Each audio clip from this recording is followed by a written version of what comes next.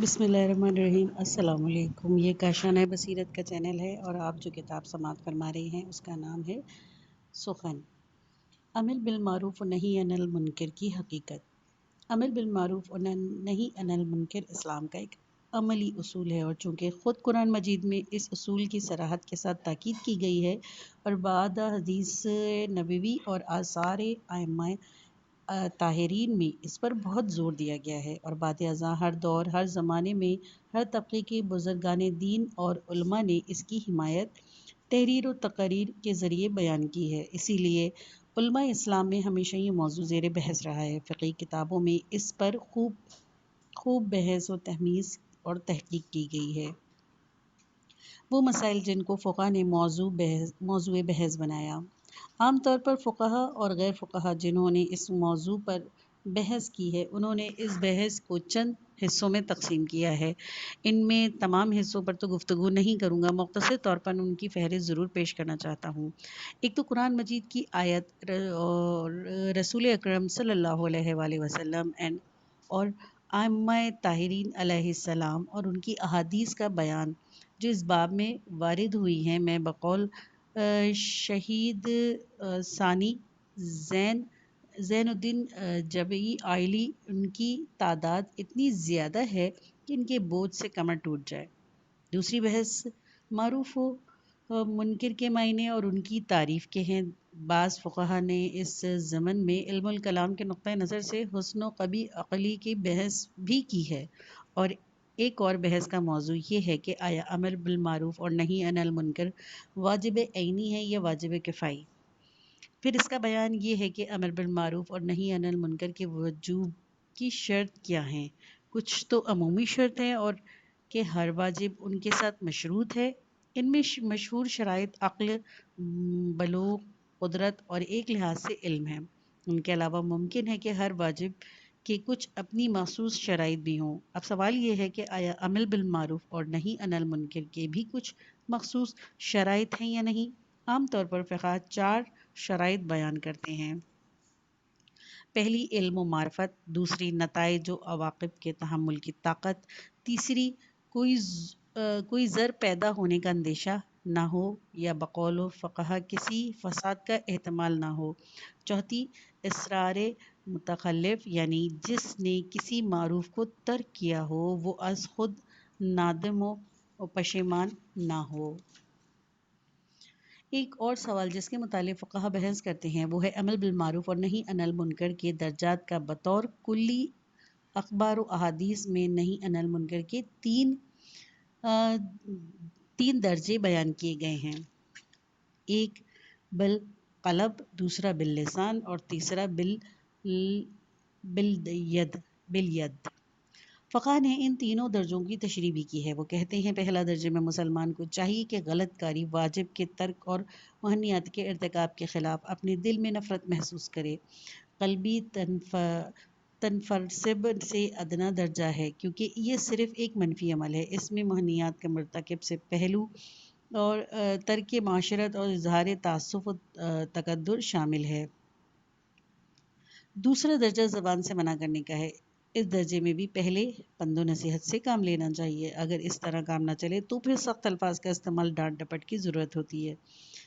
تیسرا درجہ زبردستی روکنے کا ہے۔ اس میں بھی فقہا نے مختلف مدارج بیان کیے ہیں۔ انہوں نے محسوس کیا کہ کبھی معمولی طاقت کا استعمال کافی ہوتا ہے اور کبھی سخت سزا کی ضرورت، جس میں یہ بھی ممکن ہے کہ منہیات کا مرتکب زخمی ہو جائے، اور کبھی معاملہ اس کے قتل تک بھی پہنچ سکتا ہے۔ جب نوبت یہاں تک آ جائے تو فقہا اپنی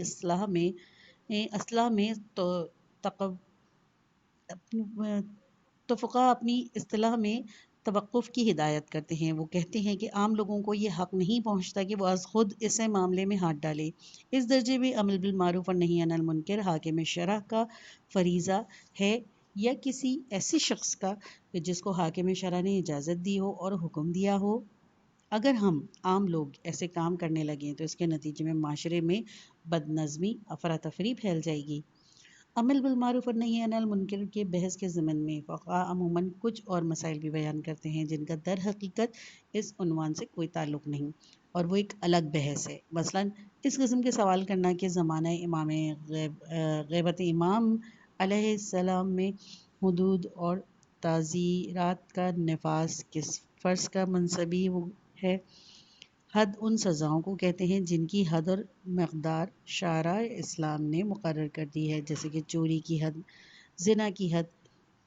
تعزیز اس حد کو کہتے ہیں جس کی مقدار شارع اسلام کی طرف سے مقرر نہیں کی گئی ہے، بلکہ حاکم کو اختیار ہے کہ وہ جرم کی نوعیت اور جرم جن حالات میں سرزد ہوا ہے اس کا اندازہ لگا کر اپنی ثوابدیدہ کے مطابق سزائے تجویز کرے۔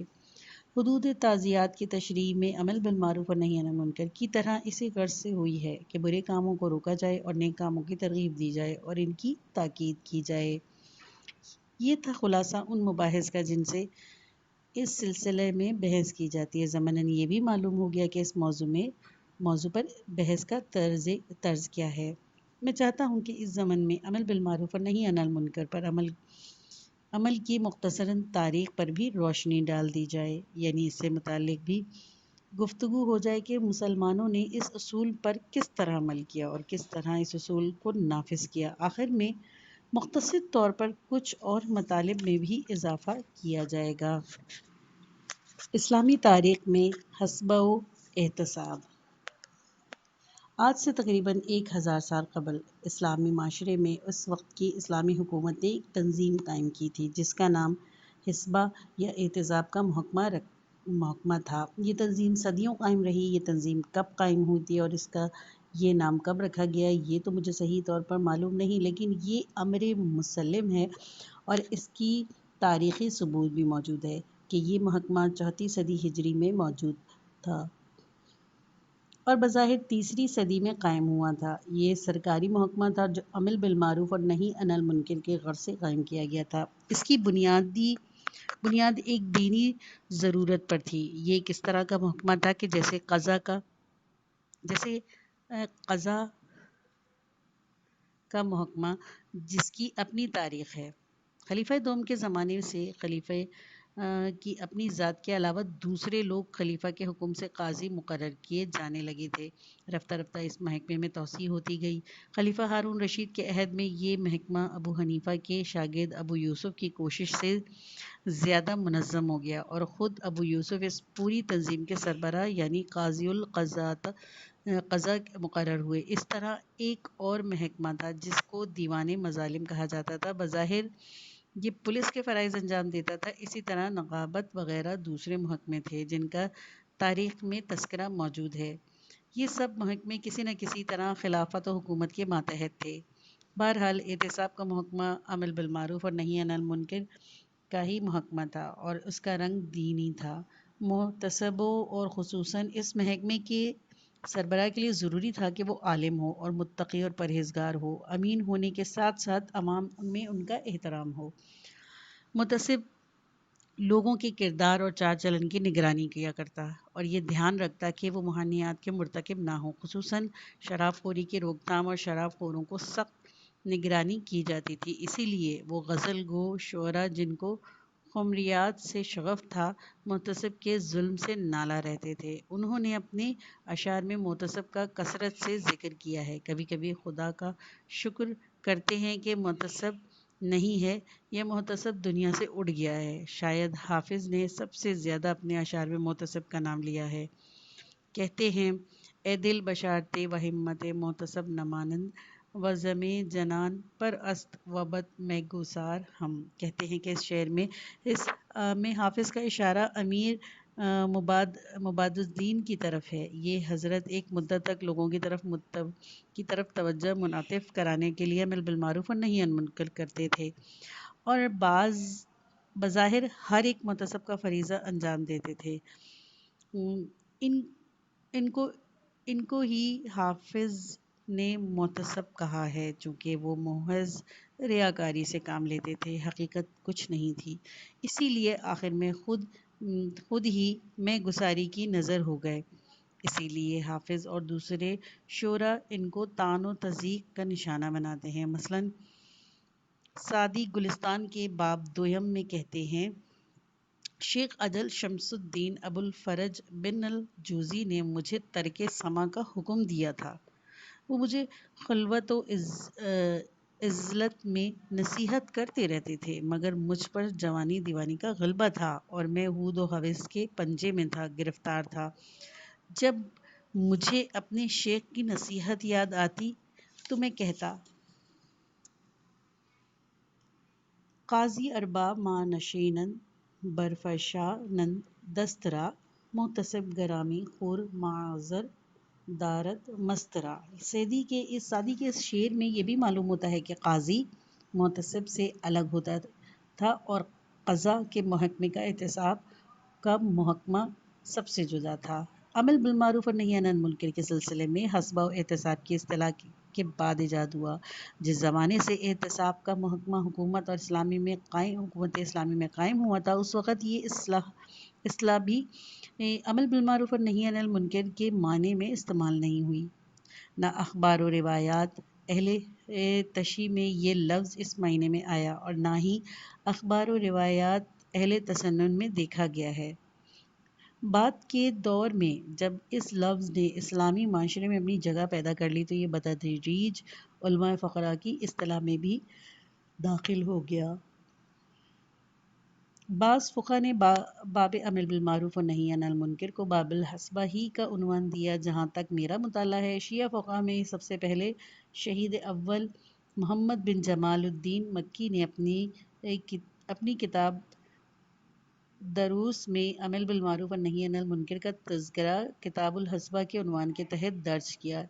محدثین میں سب سے پہلے مرحوم فیض شانی نے اپنی کتاب وانی میں یہ عنوان اختیار کیا ہے، مگر فیض مرحوم نے حسبہ کو اتنی وسعت دے دی ہے کہ انہوں نے جہاد اور حدود کو بھی اسی عنوان میں شامل کر لیا۔ صاحب الجمع البحرین نے بھی یہ لفظ استعمال کیا۔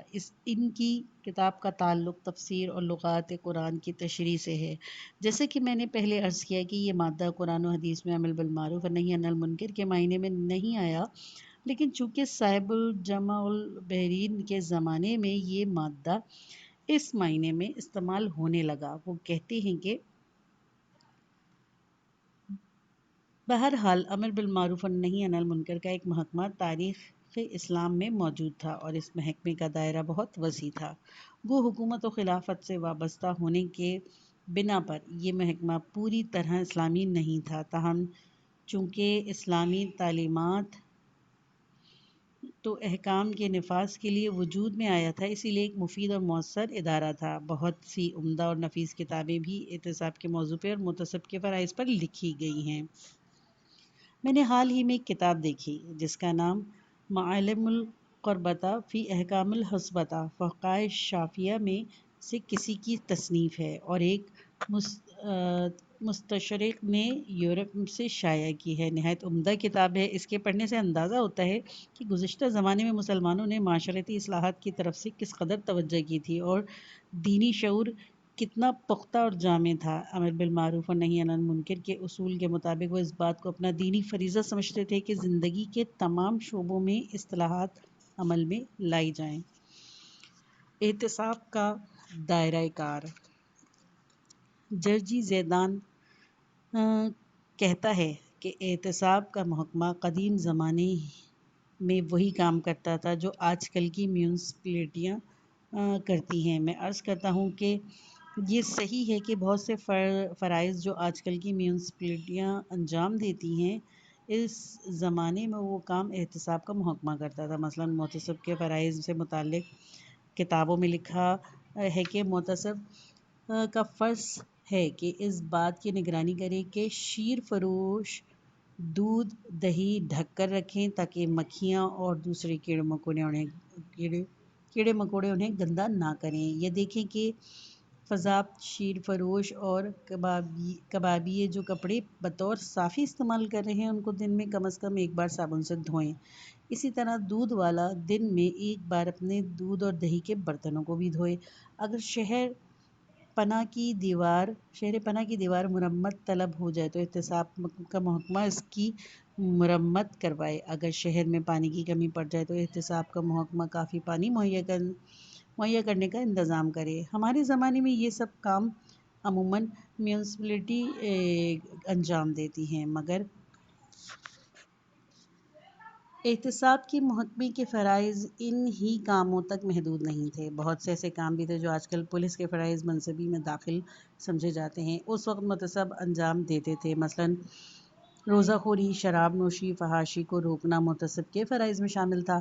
دوسرے بہت سے ایسے کام ہیں جو آج کل بالکل متروک ہیں اور کوئی بھی انہیں انجام نہیں دیتا، جیسے مساجد و منابر کی نگرانی کے مثلاً بعض کوئی وضع حدیث نہ بیان کرے، لوگوں کو کسی بدعت کی تلقین نہ کرے، یا ممبر پر بند سنور کر نہ آئے اور عورتوں کو لبھانے کی کوشش نہ کرے، چونکہ ان باتوں کا تعلق روحانیت سے ہے اور حکومت کے کاموں سے ان کا براہ راست کوئی واسطہ نہیں، اسی لیے یہ آج کل بالکل متروک ہیں اور کوئی بھی یہ فرائض انجام نہیں دیتا۔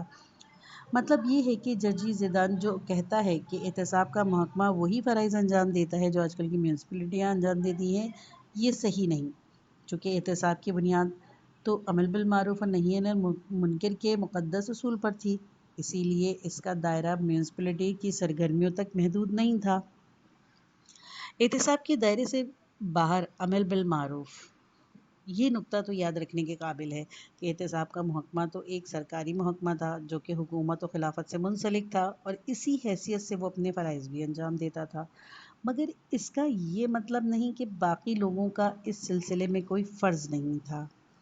میں پہلے بھی عرض کر چکا ہوں کہ فقہا کے نزدیک عمل بالمعروف اور نہی عن المنکر کے کئی درجے ہیں، اور صرف وہ درجے عوام کے دائرے کار سے خارج اور صرف حاکم کے فرائض میں داخل ہیں جن میں طاقت کا استعمال ضروری ہو، قید کرانے، کوڑے مارنے اور قتل جیسی سزائیں ناگزیر ہیں۔ باقی وہ درجے جن پر پند و نصیحت یا قطع تعلق وغیرہ شامل ہیں، ہر مسلمان کا فرض ہیں۔ پرانے زمانے میں ہر فرد اپنا فرض پہچانتا تھا اور حتی المقدور مسلمانوں کی اصلاح کے کام میں شرکت کرتا تھا۔ احتساب کا تقدس اور احترام۔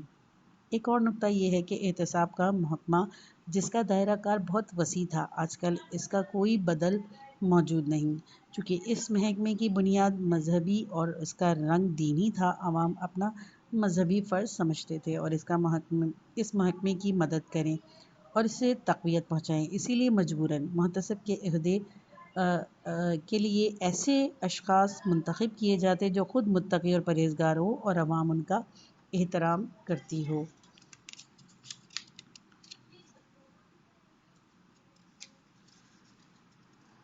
گزشتہ دور میں مسلمانوں کے اصلاحی نظریے کی وسعت۔ ایک اور نکتہ جو تاریخی احتساب کے مطالعے سے ظاہر ہوتا ہے وہ یہ ہے کہ سابق میں مسلمانوں کے نقطہ نظر میں زیادہ وسعت تھی۔ وہ عمل بالمعروف اور نہی عن المنکر کو صرف نماز، روزہ، حج، زکوٰۃ اور ان 4 عبادات تک محدود نہیں سمجھتے تھے، بلکہ ان کی نظر یہ اصول تمام اخلاقی اور معاشرتی اصلاحات کا ضامن تھی۔ اسلام کی تلقین اور تاکید۔ حقیقت یہ ہے کہ عمل بالمعروف اور نہی عن المنکر کی اہمیت اس وقت واضح ہو جاتی ہے جب انسان یہ دیکھتا ہے کہ آثار دینی میں اس مقدس اصول کی کس طرح تلقین کی گئی ہے اور اس کے فوائد و نتائج کس طرح تذکرہ کیا گیا ہے۔ مثلاً قرآن مجید میں اللہ تعالیٰ ارشاد فرماتا ہے، مومن مرد ہو یا عورتیں سب ایک دوسرے کے دوست ہیں، یہ عمل بالمعروف اور نہی عن المنکر پر کاربند ہیں، نماز قائم کرتے ہیں، زکوٰۃ دیتے ہیں اور اللہ اس کے رسول کی فرما برداری کرتے ہیں، یہی ہیں کہ جن پر اللہ کی رحمت ہوگی، اللہ یقیناً طاقت والا اور حکمت والا ہے۔ اس آیت کریمہ میں علت و معلول کا ایک سلسلہ بیان کیا گیا ہے اور یہ بتایا گیا ہے کہ کس بات کا کیا نتیجہ نکلتا ہے۔ حقیقی ایمان کا تقلیدی ایمان کا نہیں، تقاضا یہ ہے کہ آپس میں محبت و الفت کا رشتہ قائم ہو اور مومنین و مومنات ایک دوسرے کے حالات میں دلچسپی لیں۔ اس محبت اور دلچسپی کا تقاضا یہ ہے کہ عمل بالمعروف اور نہی عن المنکر کریں۔ عمل بالمعروف اور نہی عن المنکر کا تقاضا یہ ہے کہ اپنے پروردگار کی عبادت کریں، یعنی نماز قائم کریں، غریبوں کی دستگیری کریں، یعنی زکوٰۃ ادا کریں، زکوٰۃ ادا کریں اور امر بالمعروف اور نہی عن المنکر کا دوسرا تقاضا ہے کہ خدا اور رسول کے اطاعت اور تمام اسلامی احکام پر عمل، اور ان سب باتوں کا لازمی نتیجہ ہے کہ اللہ تعالیٰ جو قادر و توانا ہے اور با تدبیر ہے، اس کی بے پایاں رحمت ان کی شامل حال ہو۔ امام باقر علیہ السلام نے فرمایا امر بالمعروف اور نہی عن المنکر کے بارے میں، اسی اصول کی بدولت تمام تعلیمات پر عمل ہوتا ہے، راستے پرامن اور محفوظ ہو جاتے ہیں، حلال روزی کمانے کا موقع ملتا ہے، مظلوموں کی داد رسی ہوتی ہے، زمین آباد ہوتی ہے، دشمن سے انتقام لیا جاتا ہے، اور سب کام رو برا ہو جاتے ہیں۔ جب آدمی ایک طرف تو ان تعلیمات اور ہدایت کو دیکھتا ہے اور دوسری طرف یہ بھی دیکھتا ہے کہ ایک زمانے میں مسلمانوں نے کم و بیش ان ہدایت پر عمل کر کے فائدہ بھی اٹھایا، تو موجودہ حالات کو دیکھ کر بے انتہا افسوس ہوتا ہے۔ میرا کہنے کا مطلب یہ نہیں کہ پرانے زمانے کا محکمہ احتساب بالکل بے عیب تھا اور شارع اسلام کے مقاصد کو مکمل طور پر پورا کرتا تھا۔ مدعا صرف یہ ہے کہ اگر ماضی کا حال سے مقابلہ کیا جائے تو معلوم ہوگا ہاں کہ ہم کس قدر پیچھے چلے گئے ہیں۔ آج علاوہ اس کے کہ کوئی ادارہ کسی شکل میں امر بالمعروف اور نہی عن المنکر کے لیے موجود نہیں، بڑے افسوس کی بات یہ ہے تو وہ یہ تصور ہی نہیں کرتا کہ اسلامی اصلاح معاشرہ میں بھی اس فریضے کا ایک جز ہے۔ معروف و منکر کا وسیع تر مفہوم قطعاً غائب ہو گیا ہے۔ اب اس کے مفہوم کو عبادات کے مسائل تک محدود کر لیا گیا ہے اور بدقسمتی سے اس پر عمل بھی نہیں ہوتا۔ اگر اسلام میں امر بالمعروف اور نہی عن المنکر کا وسیع تر مفہوم موجود نہ ہوتا تو یہ ہرگز نہ کہا جاتا کہ اس اصول کی بدولت تمام اسلامی تعلیمات پر عمل ہوتا ہے، راستے پرامن اور محفوظ ہو جاتے، حلال روزی کمانے کا موقع ملتا، مظلوموں کی داد رسی ہوتی، زمین آباد ہوتی اور دشمنوں سے انتقام لیا جاتا اور سب کام رو برا ہو جاتے۔ آج ہمارے ذہنوں میں امر بالمعروف اور نہی عن المنکر کا جو محدود اور نامکمل تصور باقی رہ گیا ہے، اس پر تو کتنے ہی عمدہ طریقے سے عمل کیا جائے یہ نتائج ہرگز حاصل نہیں ہو سکتے۔ اصلاحات سے لوگوں کی بے اعتنائی کی وجہ، چونکہ ذہن میں امر بالمعروف اور نہی عن المنکر کا بہت ہی محدود تصور رہ گیا ہے اور لوگ معاشرتی زندگی سے متعلق کسی اصلاح کو امر بالمعروف اور نہی عن المنکر کے نقطۂ نظر سے دیکھتے ہی نہیں۔ اس کا نتیجہ یہ ہوا کہ اگر بالفرض میونسپلٹی کھانے پینے کی چیزوں کے متعلق کوئی قدم اٹھاتی ہے یا شہر کی صفائی کرانا چاہتی ہے یا ٹریفک کے بہترین قوانین کا نفاذ کرنا چاہتی ہے تو لوگوں کو یہ احساس ہی نہیں ہوتا کہ یہ بھی کوئی مذہبی معاملہ ہے، یہ ایسے قوانین پر عمل درآمد ان کا کوئی مذہبی فریضہ ہے۔ حالانکہ بقول شیخ محمد حسن صاحب جواہر الکلام، وہ کام جس سے بھلائی کو تقویت پہنچے اور برائی کی بے کنی ہو امر بالمعروف اور نہی عن المنکر کے زمرے میں آتا ہے۔ لوگ ان کاموں میں کوتاہی اسی وجہ سے کرتے ہیں کہ انہوں نے ان باتوں کو امر بالمعروف اور نہی عن المنکر کے دائرے سے خارج ہی کر دیا ہے۔ گزشتہ چند صدیوں میں امر بالمعروف کی صورتحال، جو کچھ بھی میں نے عرض کیا یہ تو محض مختصر تاریخ تھی اس دور کا جب امر بالمعروف اور نہی عن المنکر کا رواج تھا۔ اب مناسب معلوم ہوتا ہے کہ یہ بھی بتلایا جائے کہ زمانہ حال میں یعنی پچھلے 150 سال میں اس اصول پر کیسے عمل ہوتا رہا۔ ابھی تک تو اس دور کی مفصل تاریخ کسی کتاب میں منضبط نہیں ہوئی، لیکن کچھ باتیں ہم نے اپنے بزرگوں اور پرکھوں سے ضرور سنی ہیں۔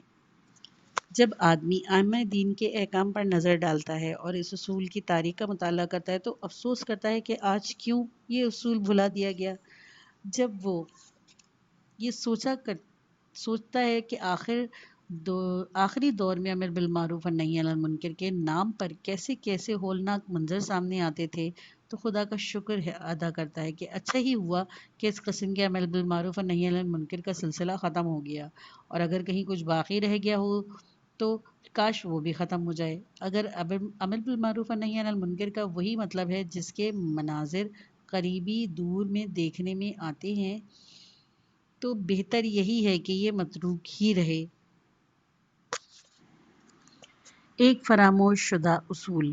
ڈاکٹر ابراہیم آیتی ایک محقق ہے، اپنی کتاب تاریخ عاشورہ میں ثابت کیا کہ امام حسین علیہ السلام کا اقدام امر بالمعروف و نہی عن المنکر کی تعمیل کے سوا کچھ اور نہ تھا۔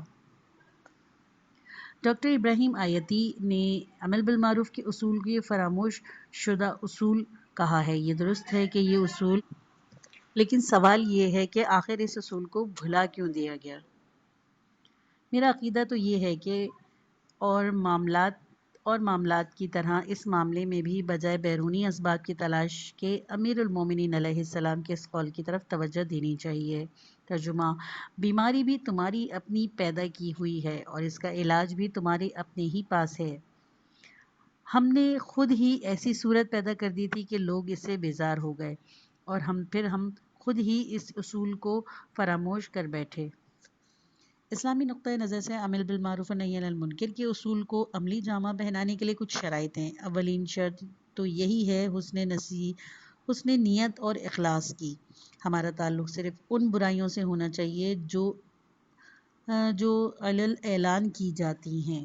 ہمیں جاسوسی کرنے اور لوگوں کے پرائیویٹ معاملات میں دخل اندازی کا کوئی حق نہیں، لیکن گزشتہ قریبی دور میں کچھ طالع آزما اور بدنیت لوگوں نے اس مقدس اصول کو اپنی مقصد برائی اور دوسروں کے ساتھ اپنے ذاتی جھگڑے چکانے کا ذریعہ بنا لیا۔ بعض لوگ ایسا کرتے کہ مطلب برائی کے لیے کسی مدرسے کے کونے میں چند روز بسر کرتے اور پھر ابا و قبا امامہ و نعلین پہن کر داڑھی بڑھا کر عالمانہ صورت بنا لیتے۔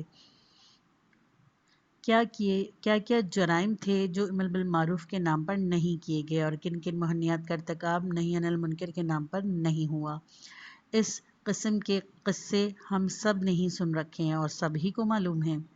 کہتے ہیں کہ آقا نجفی اصفہانی مرحوم کی سربراہی کے زمانے میں چند اشخاص ان کے پاس آئے جو اپنے آپ کو طالب علم کہتے تھے، مگر در حقیقت تھے نہیں، کیونکہ اصلی طالب علم ایسی حرکتیں نہیں کیا کرتے۔ بہرحال یہ لوگ ہاتھ میں ایک ٹوٹا ہوا دائرہ اور ایک ٹوٹی ہوئی ڈھولک لیے مرحوم آقا نجفی کے گھر پہنچے۔ مرحوم نے ان سے پوچھا، کیا بات ہے، کہاں سے آئے ہو اور یہ تمہارے ہاتھ میں کیا ہے؟ کہنے لگے، ہم مدرسے میں تھے کہ ہمیں اطلاع ملی کہ مدرسے کی طرف کئی گھر چھوڑ کر شادی ہو رہی ہے اور ہم وہاں ڈھولک بجائی جا رہی ہے۔ ہم گھر کی چھت پر سے اور دوسری چھت پر سے ہوتے ہوئے ان کے مکان میں داخل ہوئے اور لوگوں کی خوب پٹائی کی۔ ایک نے آگے بڑھ کر کہا، میں نے دولہا کے کان پر ایک زناٹے دار تھپڑ رسید کیا۔ مرحوم آقا نجفی نے کہا، کیا نہی عن المنکر یہی ہے جو تم نے کیا ہے؟ تم نے اس کے نام پر خود کو کئی برائیوں کے ارتکاب کیا۔ اول تو یہ شادی کی محفل تھی، دوسرے تمہیں جاسوسی کا کوئی حق نہیں تھا، تیسرے تمہیں کیا حق تھا کہ تم لوگوں کی چھتوں پر سے گزرو، چوتھے تمہیں مار پٹائی کا کس نے حق دیا؟ پرانے زمانے میں اسی قسم کے قصے بہت ہوتے تھے۔ خوش قسمتی سے اب یہ بات نہیں ہو رہی۔ یہ سمجھ لینا چاہیے کہ بہت سی صورتوں میں نہی عن المنکر روئے قانون نہی عن المنکر نہیں ہوتا، بلکہ خود ایسی برائی بن جاتا ہے جسے روکنے کی ضرورت ہے۔